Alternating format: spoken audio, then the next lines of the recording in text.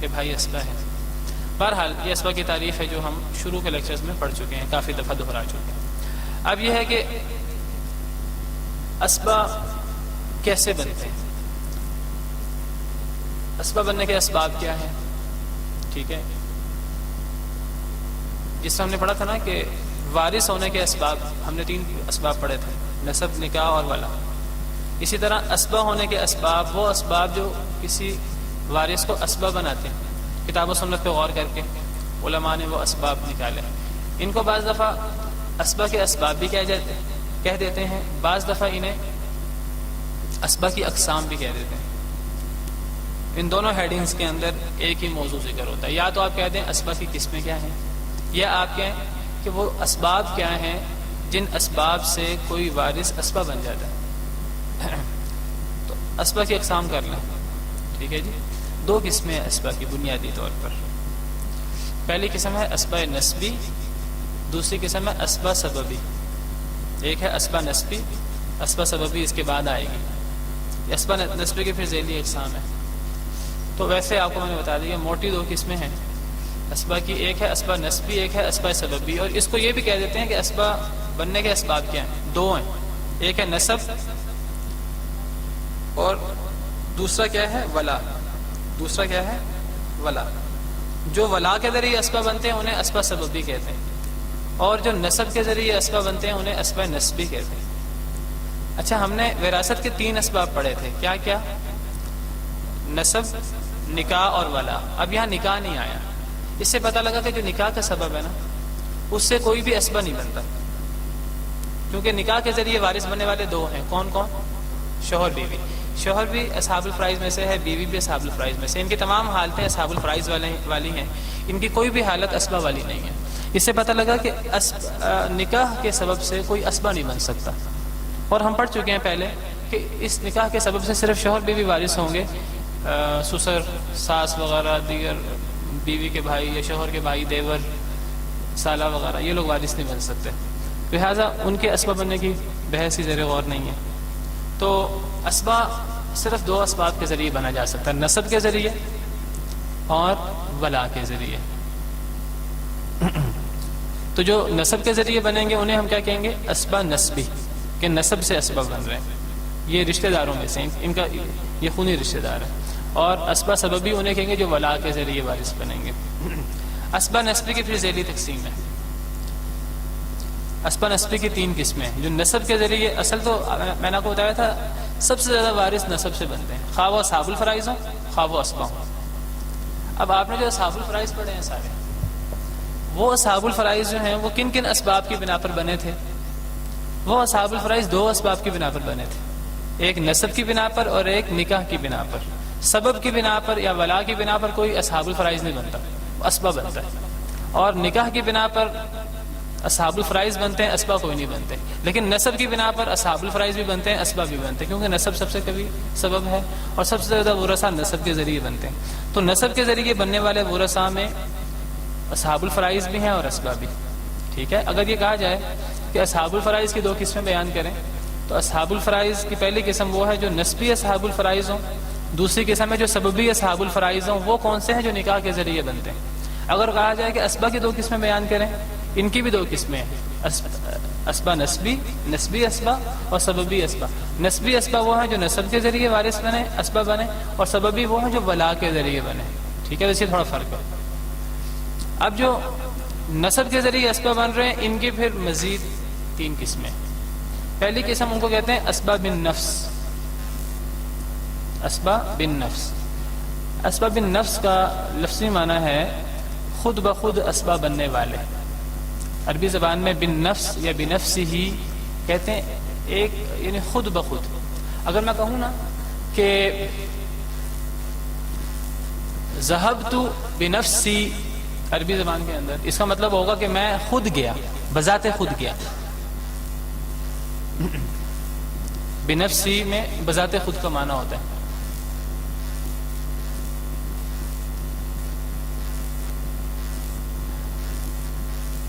بعض دفعہ کسی سے کہا جاتا ہے کہ آپ اس واقعے کی خبر دے رہے ہیں، آپ اس واقعے کی خبر کیوں دے رہے ہیں؟ وہ کہے گا کہ میں اس لیے خبر دے رہا ہوں کہ میں نے یہ معاملہ خود دیکھا ہے. وہ کہے گا رأیتہ، میں نے اسے دیکھا. لیکن اگر زور دینا ہوگا نا تو کیا کہے گا؟ رأیتہ بنفسی، میں نے اسے اپنی آنکھوں سے خود دیکھا ہے. یہ تھوڑا زور دینے کے لیے عربی زبان کا انداز ہے. تو بنفسی یا بن نفس کا مطلب ہوتا ہے بذات خود، زور دینے کے لیے ہوتا ہے.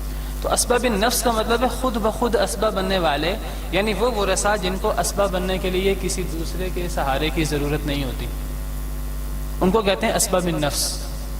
یہ وہ قوی اور مضبوط ترین رشتہ دار ہوتے ہیں جو بذات خود اسباب بن جاتے ہیں، جنہیں اسباب بننے کے لیے کسی لاٹھی کی، کسی دوسرے کے سہارے کی ضرورت نہیں ہوتی. کچھ ایسے ورثاء بھی ہیں جنہیں اسباب بننے کے لیے کسی دوسرے کے سہارے کی ضرورت ہوتی ہے. لیکن یہ جو اسباب نفس ہیں، انہیں اسباب بننے کے لیے کسی دوسرے کے سہارے کی ضرورت نہیں ہوتی. یہ کون ہیں؟ یہ کتنے ہیں؟ یہ 12 ہیں ویسے. یہ ہیں کون کون ویسے؟ یہ وہ مرد افراد ہیں میت کے ورثاء میں جن میں اور میت میں عورت کا واسطہ نہ ہو. وہ سب کے سب اسباب النفس ہیں. وہ تمام مرد جن میں اور میت میں عورت کا واسطہ نہ ہو. وہ مرد جن میں اور میت میں عورت کا واسطہ نہ ہو. ہم یہ بھی کہہ سکتے تھے کہ وہ ورثاء جن میں اور میت میں عورت کا واسطہ نہ ہو. نہیں، اس میں غلطی ہو جاتی ہے. وہ کیا غلطی ہو جاتی کہ اس میں وہ عورتیں بھی آ جاتی جن میں اور میت میں عورت کا واسطہ نہ ہوتا. مثال کے طور پر نانی ہے. نانی ایسی ایک عورت ہے، وارث ہے، کہ اس میں اور میت میں عورت کا واسطہ ہے.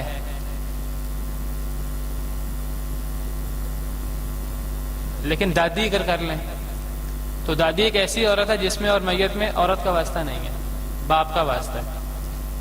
تو دادی کو نکالنے کے لیے دادی اسبہ نہیں ہوتی. تو اس لیے صحیح تعریف اسبہ کی ہے کہ وہ مرد، اس میں مرد ہونا لازمی ہے، وہ مرد جس میں اور میت میں عورت کا واسطہ نہ ہو. میت چاہے عورت ہو اس سے فرق نہیں پڑتا. میت کے مرد عورت ہونے سے فرق نہیں پڑتا. لیکن یہ ہے کہ جو اس میت کا وارث بن رہا ہے وہ مرد ہو، اور اس میں اور اس میت میں خواہ وہ مرد ہے خواہ عورت میت، واسطہ عورت کا نہیں ہونا چاہیے. اگر عورت کا واسطہ آ گیا تو وہ پھر اسبہ نہیں بن سکتا. اسبہ وہ مرد ہوں گے جو اسباب النفس ہیں، جن میں اور میت میں عورت کا واسطہ نہیں ہے. اب یہ دیکھیں جو سارے ورثاء لکھیں، بیٹا اس میں اور میت میں عورت کا واسطہ نہیں ہے، پوتا اس میں اور میت میں، یہ ہے بھی مرد، یہ تمام مرد ہیں، ان میں اور میت میں عورت کا واسطہ نہیں ہے. باپ اس میں اور میت میں عورت کا واسطہ نہیں ہے. دادا اس میں اور میت میں عورت کا واسطہ نہیں ہے. بھائی، حقیقی بھائی، اس میں اور میت میں اگرچہ عورت کا واسطہ بن جاتا ہے، لیکن ایک طرف سے عورت کا واسطہ، ایک طرف سے مرد کا واسطہ. حقیقی بھائی باپ کی طرف سے بھی ہے، ماں کی طرف سے بھی. اب یہ نہیں ہے کہ صرف ماں کے واسطے سے یہ وارث ہے، یہ ماں اور باپ دونوں کے واسطے سے وارث ہے. اس کی جو باپ والی سائیڈ ہے نا، اس لحاظ سے یہ اسبہ بن رہا ہے. ماں والی سائیڈ صرف تقویت پہنچانے کے لیے ہے. اب آپ ذرا غور کریں، جو آپ کو میں نے آخری آیت کریمہ وراثت کی بتائی تھی، میں نے آپ کو بتایا تھا کہ کن بہن بھائیوں کے بارے میں ہے. جو آخری وراثت کی آیت تھی وہ حقیقی اور اللاتی بہن بھائیوں کے بارے میں تھی. اب حقیقی اور اللاتی بہن بھائیوں میں کوئی کل مشترک کیا ہے؟ باپ. دونوں میں دونوں باپ کے واسطے سے وارث بن رہے ہیں.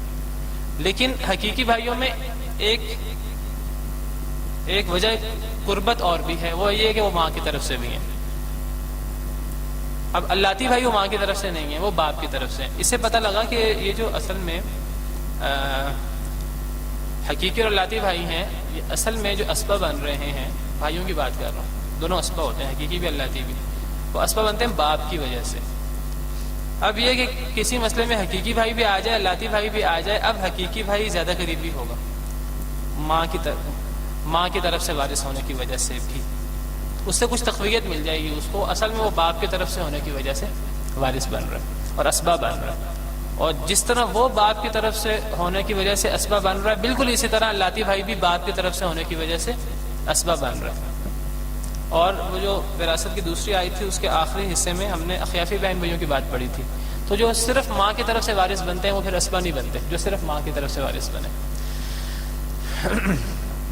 تو اس لیے یہ جو حقیقی بھائی ہے، اس کی باپ کی طرف والی جہت اصل بنائیں، اور جو ماں کی طرف والی جہت ہے اس کو مضبوط بنانے کے لیے آپ کہیں کہ اس سے ان میں تقویت آ جاتی ہے اللاتی بھائی کے مقابلے میں۔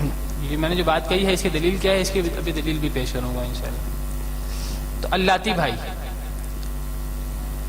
اس میں اور میت میں عورت کا واسطہ نہیں ہوتا۔ جی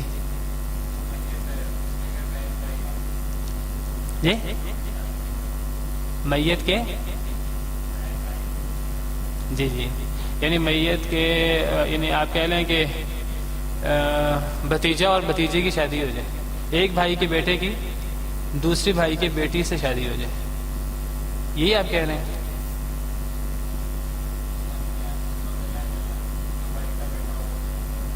کیا اچھا، بہن کی بیٹے کی بات کر رہے ہیں، بھانجے کی بات کر رہے ہیں؟ جی بھتیجا وارث، بھتیجا اسبہ ہوتا ہے، بہن کا بیٹا اسبہ نہیں ہوتا، بھانجا اسبہ نہیں ہوتا ہے۔ تو یہ ابھی آ رہا ہے نا یہ بھی۔ تو بیٹا پوتا باپ دادا حقیقی بھائی اللاتی بھائی 6 ہو گئے، بھتیجا یہ ہے سگا بھتیجا، تو یہ اسبہ ہوتا ہے کیونکہ اس میں اور میت میں عورت کا واسطہ نہیں ہے۔ اللاتی بھتیجا یہ بھی اسبہ ہے، اس میں اور میت میں بھی عورت کا واسطہ نہیں ہے۔ فرق کیا ہے حقیقی بھتیجے میں اللاتی بھتیجے میں؟ وہی جو حقیقی بھائی اور اللاتی بھائی میں، کہ حقیقی بھتیجا یہ اصل میں باپ کی طرف سے ہونے کی وجہ سے یہ اسبہ بن گیا۔ میت کے باپ کی طرف سے جو میت کا بھائی تھا یہ اس کا بیٹا ہے، اور یہ اس کا باپ جو تھا اس بھتیجے کا وہ میت کے ماں کی طرف سے بھی وہ بھائی تھا، تو زیادہ مضبوط رشتہ ہو گیا۔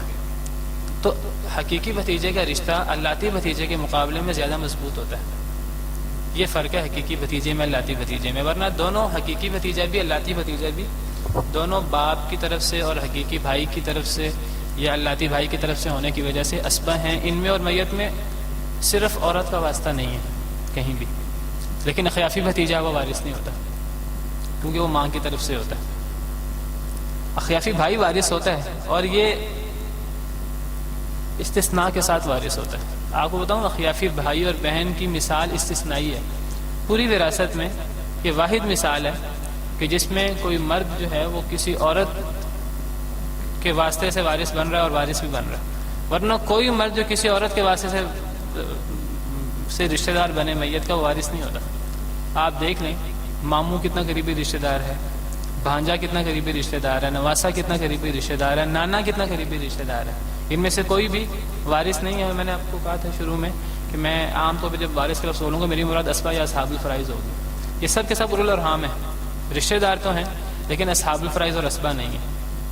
اصول میں نانا لے لیں، فروع میں نواسا لے لیں، نواسا سب سے قریبی ہے ان میں سے، وہ فروع میں شامل ہے، فروع کی اہمیت زیادہ ہوتی ہے، لیکن نواسا تک وارث نہیں کیونکہ عورت کا واسطہ آ گیا۔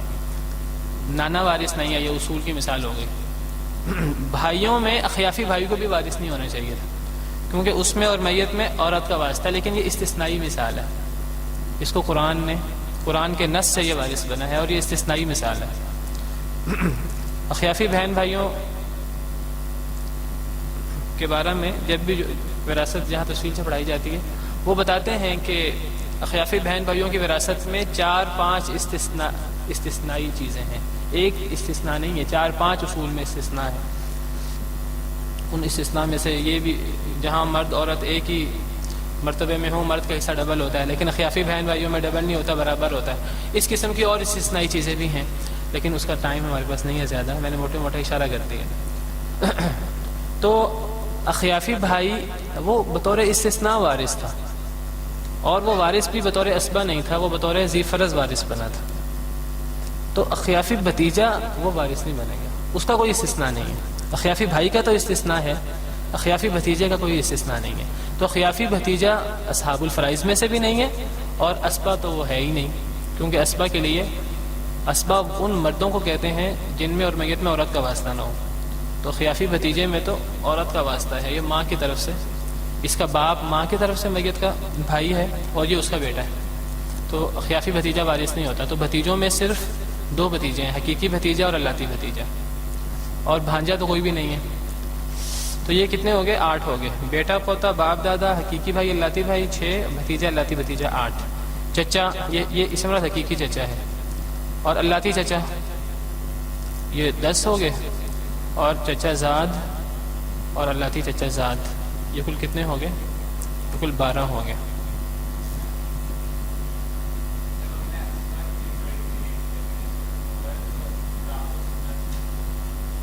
جی جی